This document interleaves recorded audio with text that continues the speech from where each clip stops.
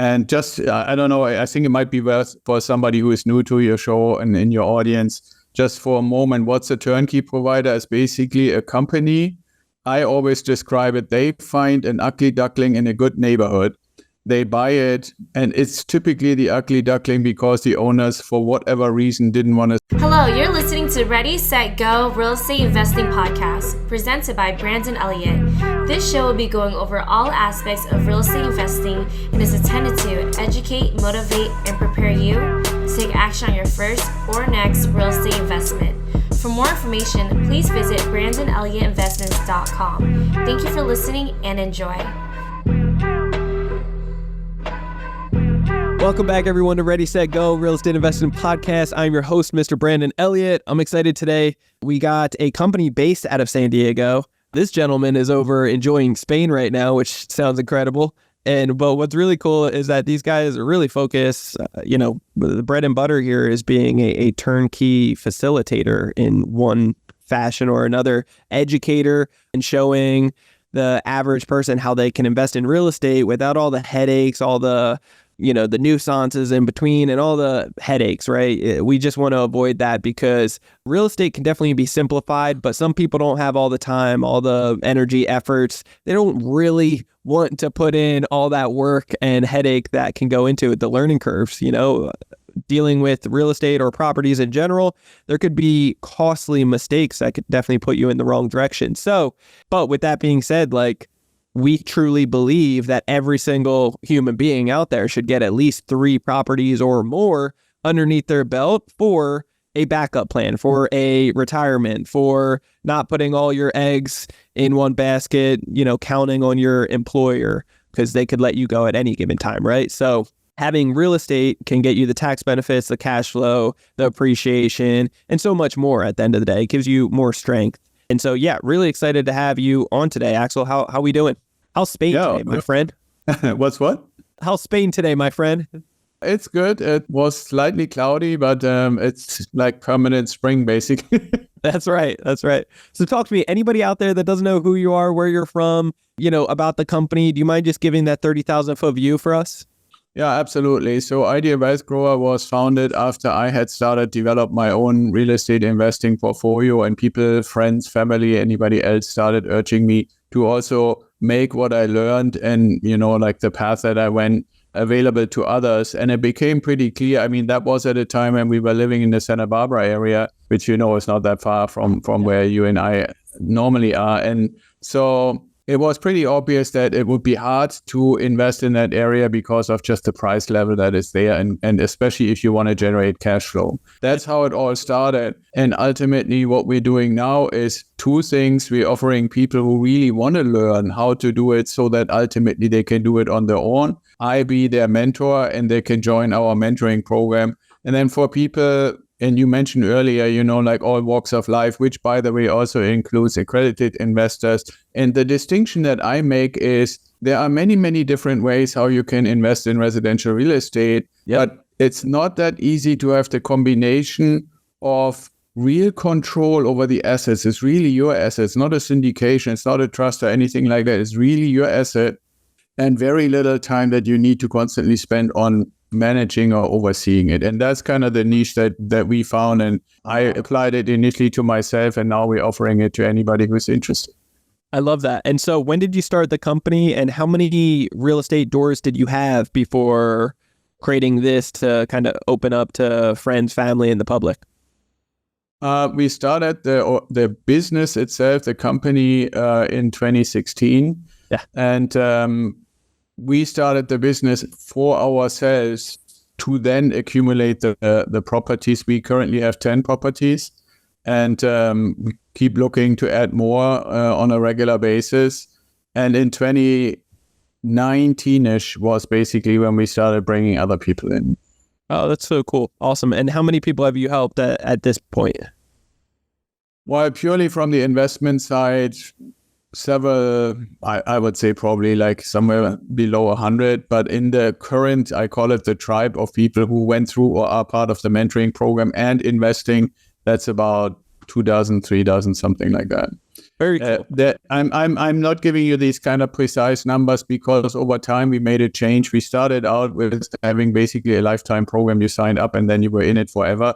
But it turned out that wasn't really the best way to go. And so ultimately now we have programs for 6 months and 12 months. And obviously when somebody goes in a 6-month program, yes, they are part of the tribe, but then they're done. And if they don't decide they want to continue, I would still call them member of the community, right? So all of those together is several dozens, but the current group is probably around 25.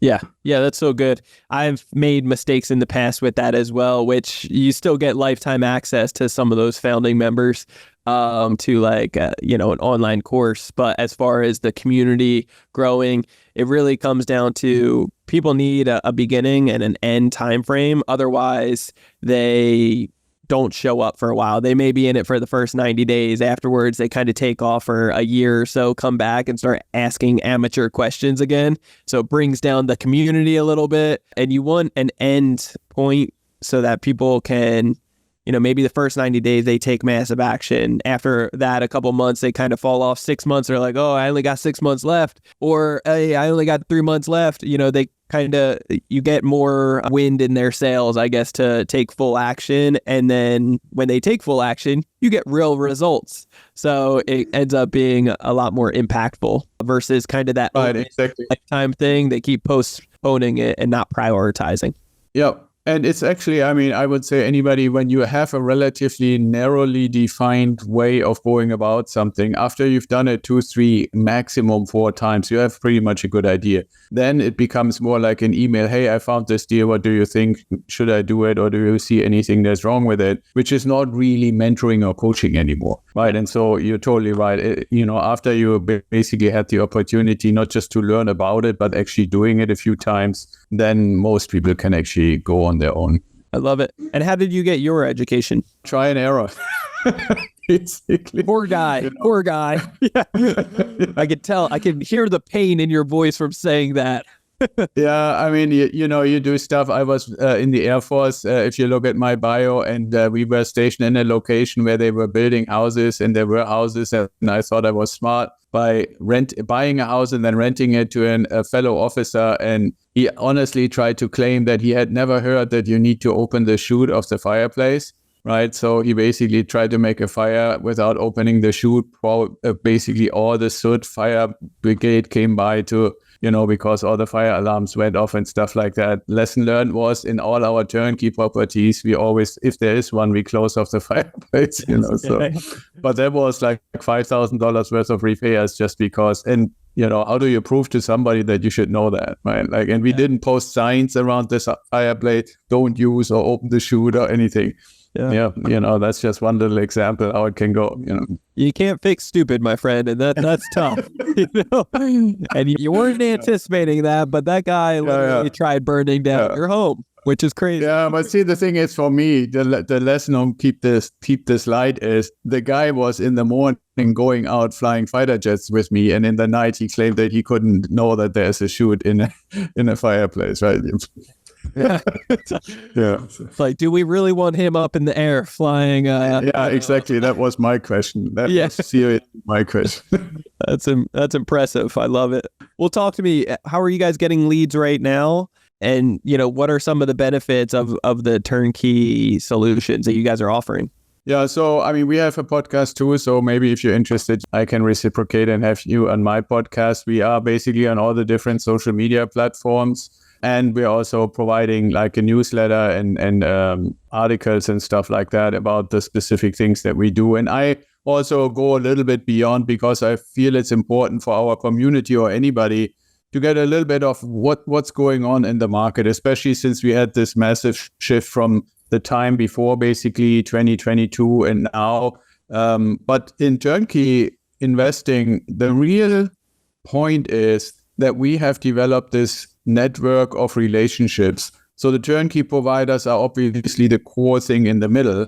And just, I don't know, I think it might be worth for somebody who is new to your show and in your audience, just for a moment, what's a turnkey provider? Is basically a company. I always describe it, they find an ugly duckling in a good neighborhood They buy it, and it's typically the ugly duckling because the owners, for whatever reason, didn't want to spend money on maintenance and upkeep and stuff like that. So they can get it for relatively cheap.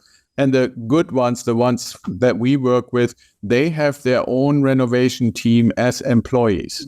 So they now own the asset, a 3-bedroom, 2-bath house or something like that. They send their renovation team in and first create what's called a statement of work, all the things that they're going to fix and renew. And that can go down to the studs with electrical and plumbing and sheetrock and new kitchen and bathrooms and all that stuff. And I'm mentioning this, it's going to be important in a moment. So they do the work.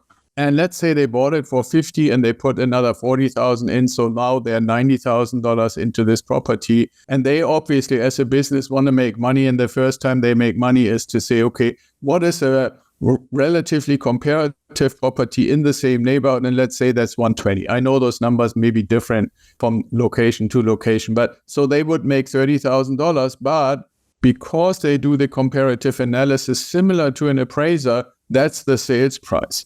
Now, we have also relationships with multiple different lenders who, as soon as we say, either myself or one of our clients says, okay, I want to buy this property from this turnkey provider ABC, they send their appraiser, and typically the appraiser comes out plus or minus a few $1,000s from that sales price of 120.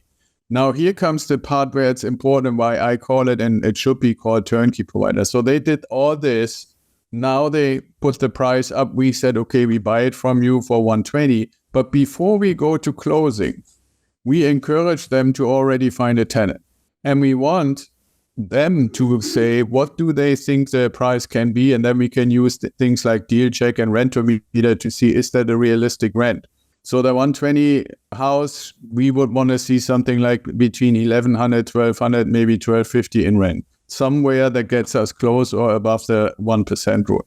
Better is even higher is even better, but that's what we would want.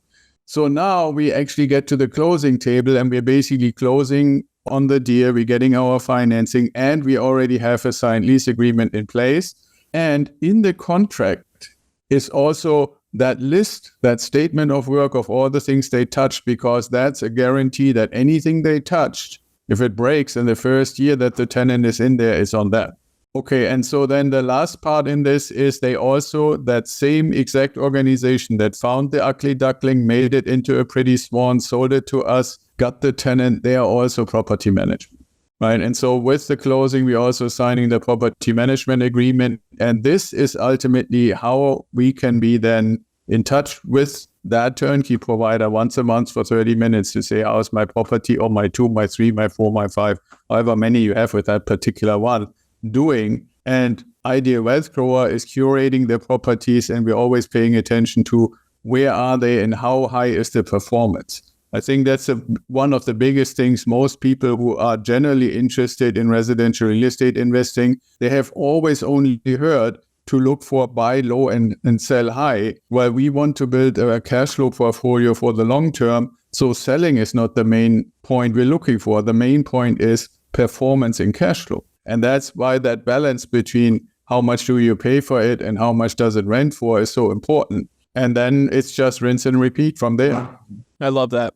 Yeah, I think to summarize it all, I like to consider turnkey companies to really be like the guardian angels, right? The ones that come in as the investor, do all the heavy lifting because they have the business model in place. They know how to find a beat up property at a discounted rate, do the full renovation on it without all the headache involved. Afterwards, rent it out to a well-qualified tenant, and then, give it to you on a silver platter with rates and terms and cash flow that still actually makes sense for what you're looking to add to your portfolio, right? So then the mom and pop or just random person that is working the 9 to 5 or whatever it may be that they want to diversify, they want to diversify into real estate. They want to own it. They just don't want to put in all the headache that could potentially take place, and they're willing to pay, more of a premium to get there, but still have cash flow. I think it's a no-brainer, and it sets them up for, like we talked about, the cash flow, the tax benefits,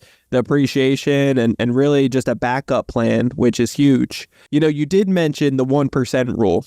And so for anybody out there that doesn't know, the 1% rule, correct me if I'm wrong, there's 2 and 3% rule as well. But obviously, the higher you get up on those percentage, the class area starts kind of typically going down. You find yourself in the hood around the 3% rule. So a 1% rule would be, whatever all money that you're in on the deal, you should be cash flowing roughly around that same, 1% on a monthly basis, correct? Yeah, I try to keep it a little simpler. I'm basically like, if we say we found a $150,000 house that a turnkey provider is offering, we need to have confirmation from them and any tools that we might want to use that it makes $1,500 in rent per month. Cool. That's just 1% of the sales price.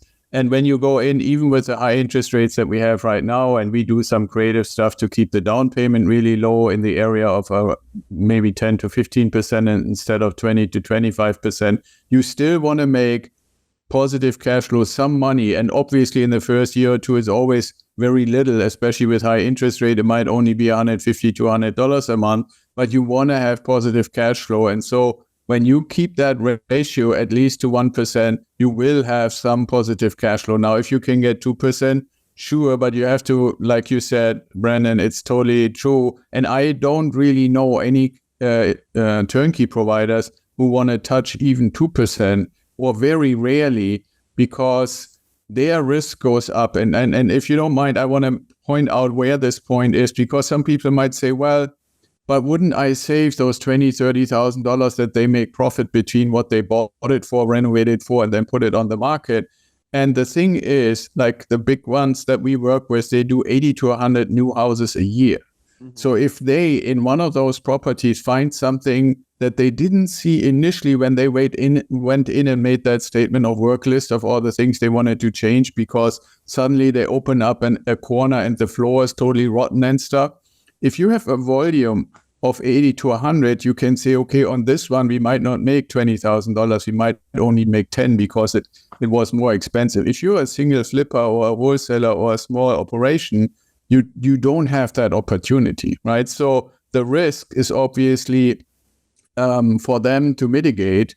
And one way for them to mitigate it is that they don't go to places where the goal is to make it a 2% or even higher, because then the likelihood that the property is borderline falling apart is higher and higher and higher the more you have this high percentage, right? So the 1% properties are more dependent on the general location. And that's also, you and I talked about San Diego or Santa Barbara or stuff like that. There is no chance in hell you will ever find that. So where do we invest? In Idaho, in Ohio, in Tennessee, in Florida, those kind of places, right? And even Florida is getting tricky to find any. So there are locations around the country where you can make that balance between the price that we have to pay to become owners in full control of the property and the rent it can make.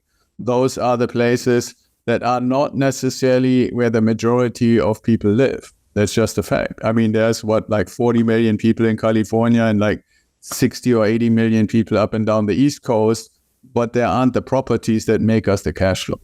That's right. Yes, that Midwest really. Yeah, right. They say Midwest, but it's really Mideast in my opinion. But yes, that really sets you up. I just call it mid. Yeah, we just call it mid, right? Somewhere in the middle. Yeah, somewhere in the middle. But that's where more cash flow, more affordable price entries for people to jump into, where it will cash flow. Talk to me. You told me, a few of your learning curves with, the fire situation but talk to me about any type of learning curves or things for a potential person that's interested, they're listening to this and they're saying, wow, Axel, this is amazing. I need some turnkeys in my life. It makes sense. What do they need to be aware of or consider as a potential risk? What kind of due diligence should they be doing on their own to make sure that they are really penciling this out properly? Well, if you want to do it on your own, you would have to spend time learning what constitutes a good deal. Yep. Right. And it is particularly hard to do because obviously turnkey, and I'm saying obviously, it's maybe not that obvious for everybody in the audience, but turnkey providers' properties don't typically show up on the MLS or at Zillow or Realtor.com or Redfin or anything like that. It's basically pretty similar to an off-market deal. So to learn what a good deal or a bad deal is, it's not just the numbers, because to really learn that, you would have to kind of go into the property, take a closer look and learn what are the things that are really expensive, things like all the systems like water heaters, air conditionings, roofs, windows. Those are like, all of them are like 5-digit expenses if you have to replace them. Give you a quick little thing, like most of the turnkey providers nowadays, they say, if something isn't 8 to 10 years life left, get rid of it and put a new one in. Why? Because we, as the investors and ultimately owners of the property, start complaining. If they say, oh, this thing still works for the next 4 or 5 years, that only means now when that thing craps out, excuse my French, we as investors have to pay 100% for it. Yeah. This is something that people sometimes forget, right? We have now deals because of our relationships with lenders and with the anticipation that sometime in the next 5 years, interest rates will probably come down again. They kind of have to. They have. So we have deals.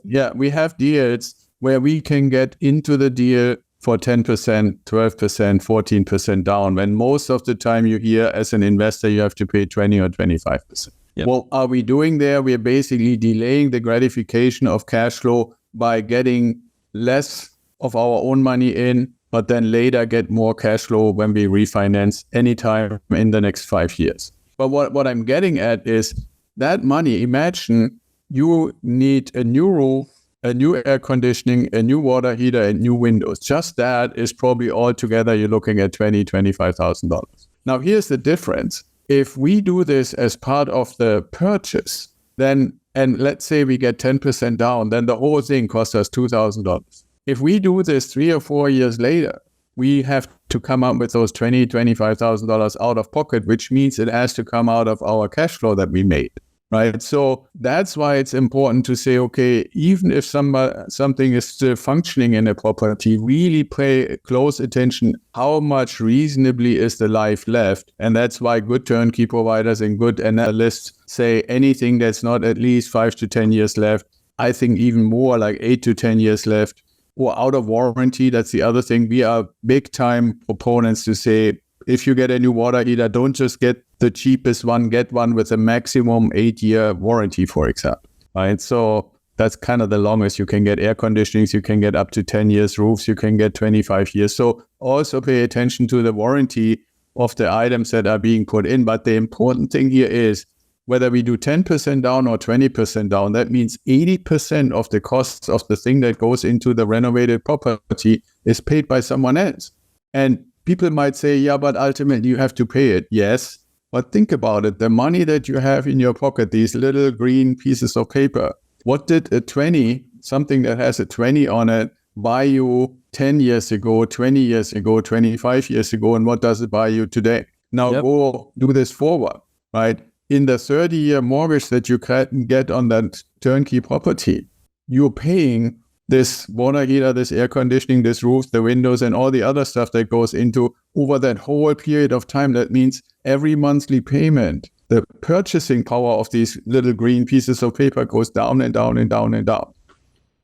Right? But the number is always going to be the same. That's the beauty of the type of investing in residential real estate compared to commercial, is that you get a 30-year mortgage. And in our case, yes, we're speculating a little bit on lower interest rates because that will ultimately help us with the cash flow. But even if it never were to happen, we would be able to pay this down in 30 years, same amount. And obviously, every year we're increasing the rent a little bit, at least at the level of inflation, which is another aspect that makes these investments so beautiful, because you're inflation protected automatically.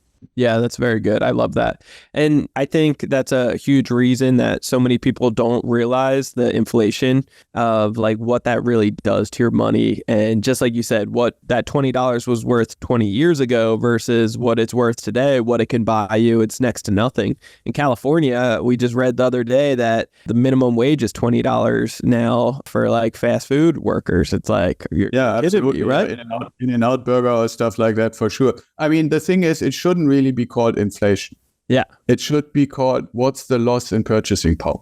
Yeah. And when they have the, like CNBC or whatever is announcing what it was last month for March or whatever, and it says it was 3.7%, that's the loss in purchasing power that you experience. Yeah. And if you go like we had, 2023 or 22, I don't remember, was like 7.5% loss of purchasing power. Right. That's and you can ask yourself, if you're listening to us here, you can ask yourself, do I get enough increase in wages to balance that loss in purchasing power? Yep. And there is a limit on how often you can go to your boss and say, I need an increase. Yep. But what you can do, and which anybody understands, is to say, hey, everybody, you have heard we had a loss of purchasing power last year in 4%.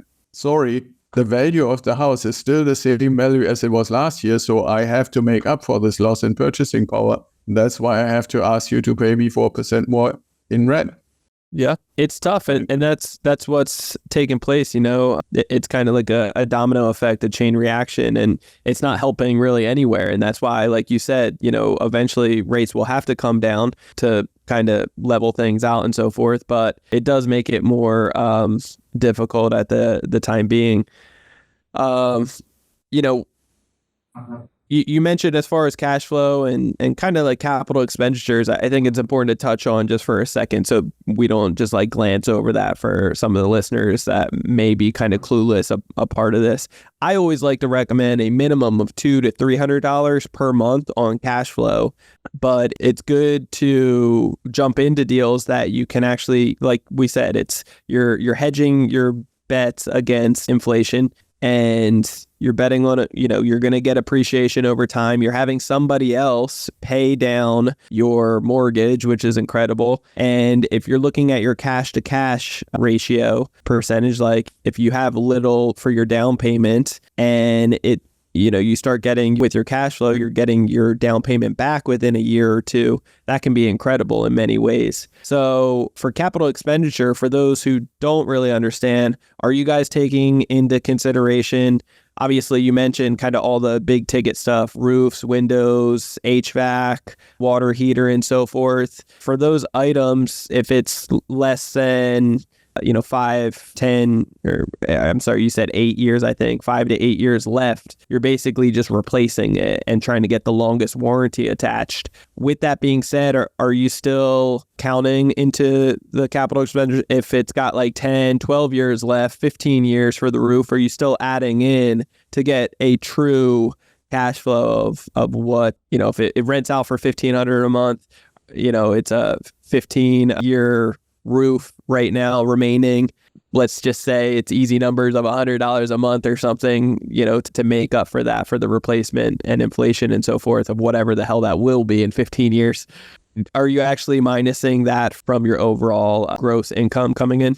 Yeah, absolutely. The way we go about it is we basically take the first part is basically the mortgage, whatever the monthly mortgage payment is, which includes the principal, interest, insurance, and property tax. So that's kind of like a fixed number that happens every month. And then on top of that, I'm a big proponent. I call that the 5-5-5. So put 5% of the gross rent away for maintenance, 5% for capital expenditure, and 5% for vacancy. And that last 5%, there are now some things that you can get insurance policies and stuff like that and let the tenants pay for that. But in general, the starting point for the calculation, I still do and recommend that.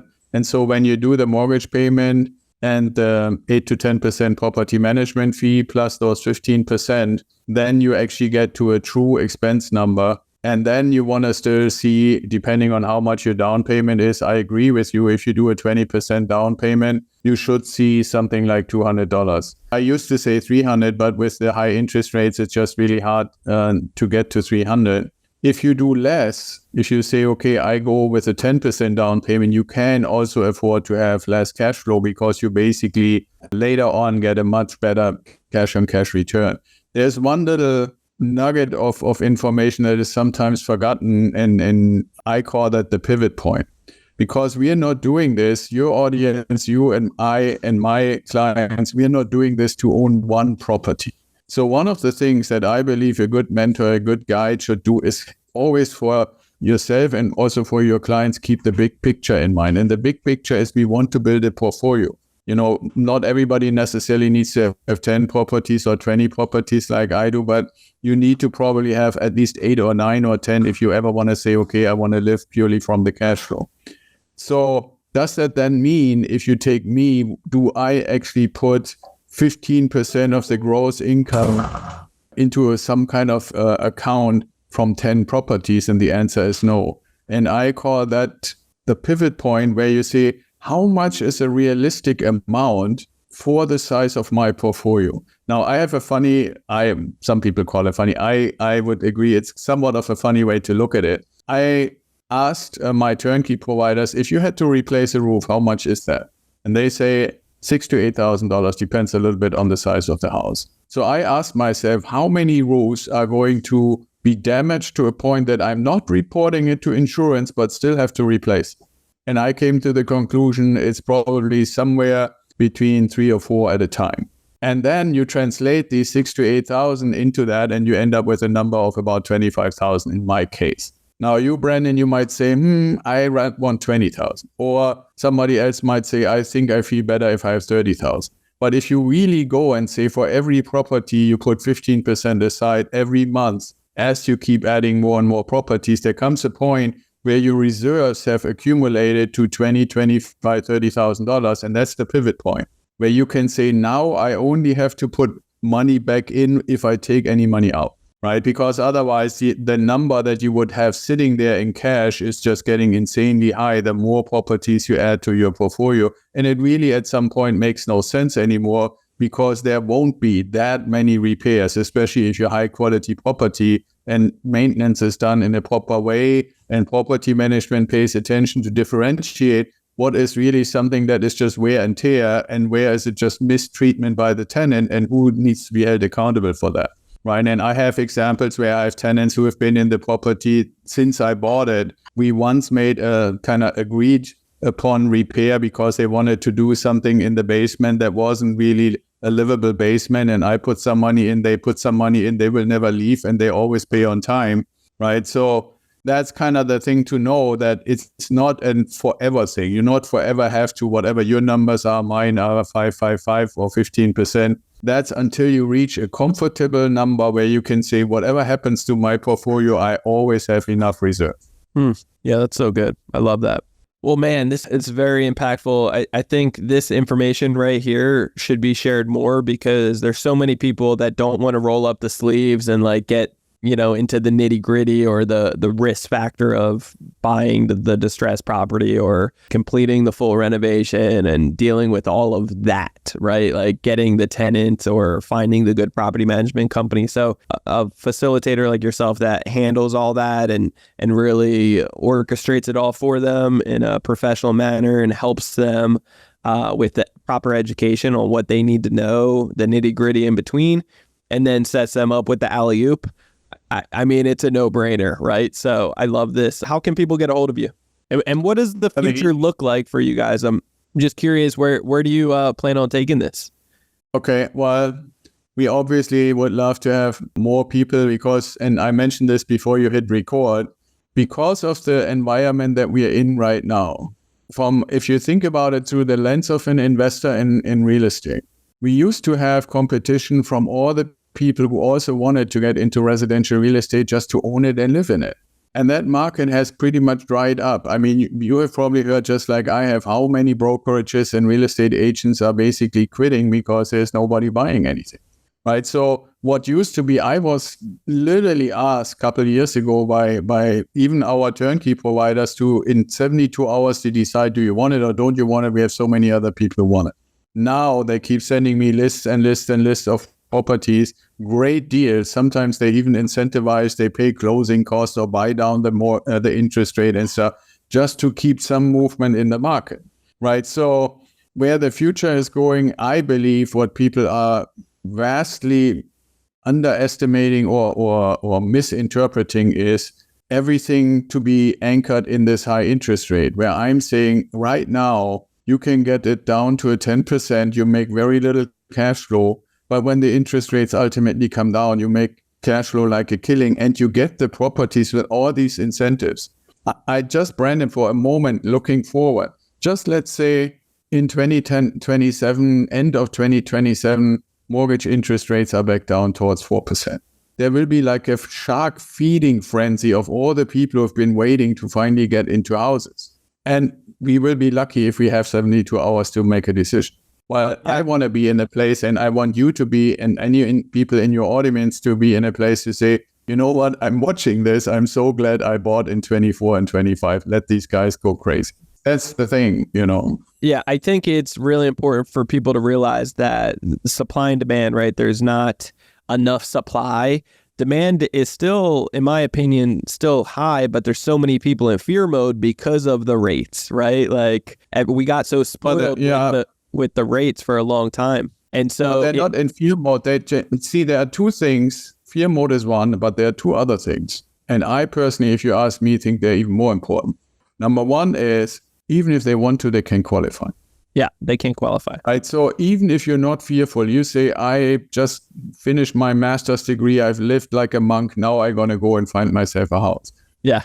You're not going to qualify. And the third part, so fear, not qualifying. Number three is, why is it so hard to get a loan or a mortgage, even with an 800 credit score?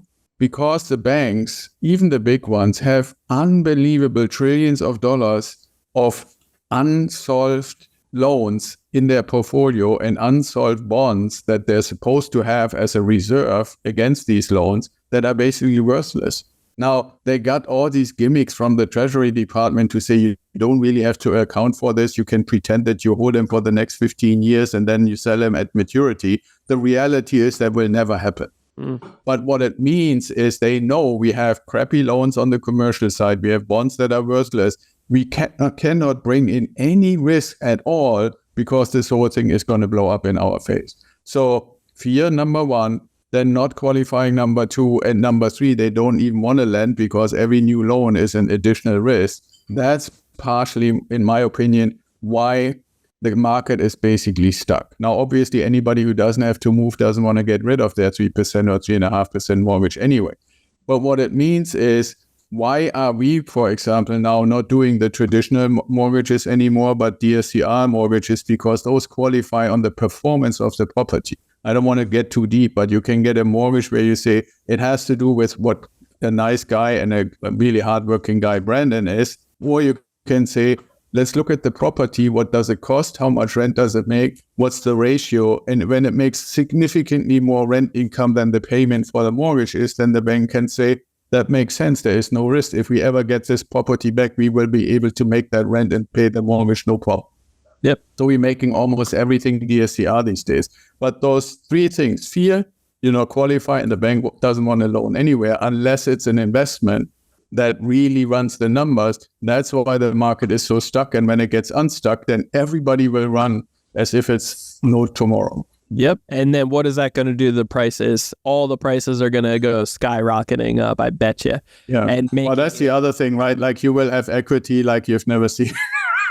Yeah. So long story short, buy now, even with the rates. If you're making money off of the rates, you buy well today, just like every market. As always. If doom's gloom comes around and rates go up to 20%, buy with cash flow. So you're still doing well. And then once rates go down, then, you always lock in fixed.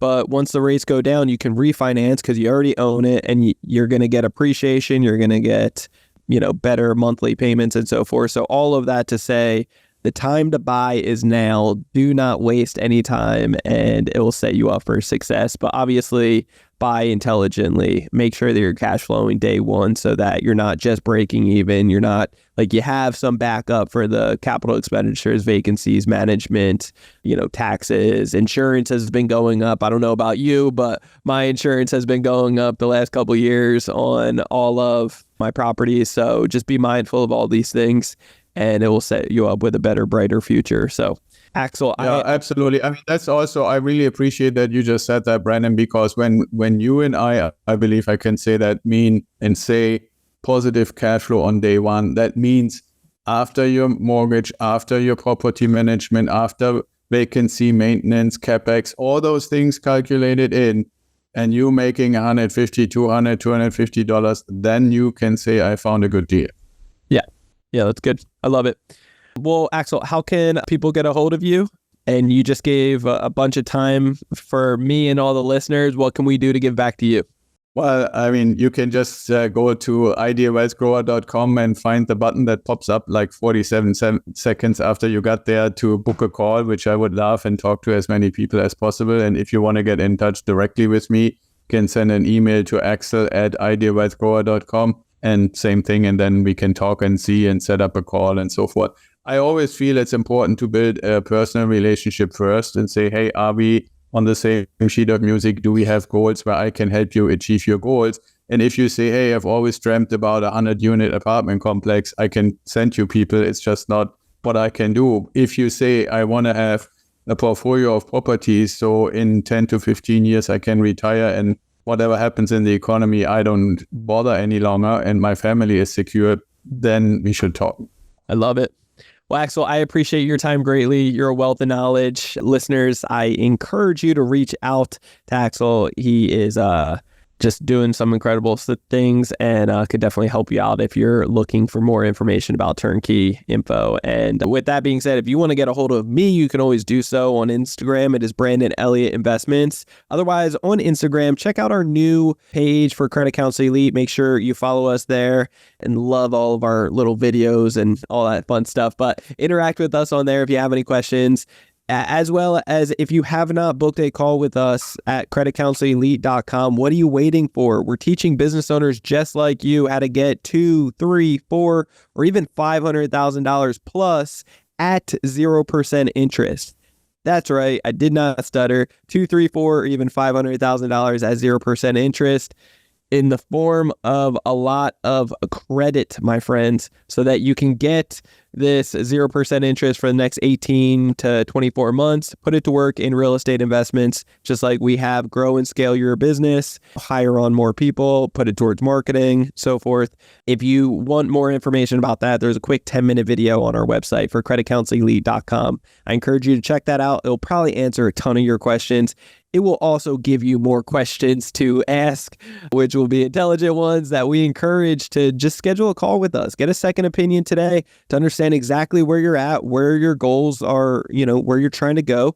And we can sit down and give you kind of the roadmap of what it looks like to get there. And even on top of that, if you decide to work with us, we'll show you exactly what that looks like. So check out creditcounselelite.com today. That's www.creditcounselelite.com. And we'll be sure to serve you at the best inside there. So if you haven't already, hit that subscribe button to Ready, Set, Go Real Estate Investing Podcast. You're going to want to do that right here, right now, so that you get the newest notification every single Monday after listening to a few episodes. Leave that 5-star review. Appreciate all love, all the support. You guys are amazing. And we'll catch you on the next one. Until next time, God bless. Axel, appreciate you, brother. Thank you. Thank you. For more information, please visit BrandonElliottInvestments.com. Also, please don't forget to like, share, and leave a comment below. Thanks again for joining. Until next time, God bless.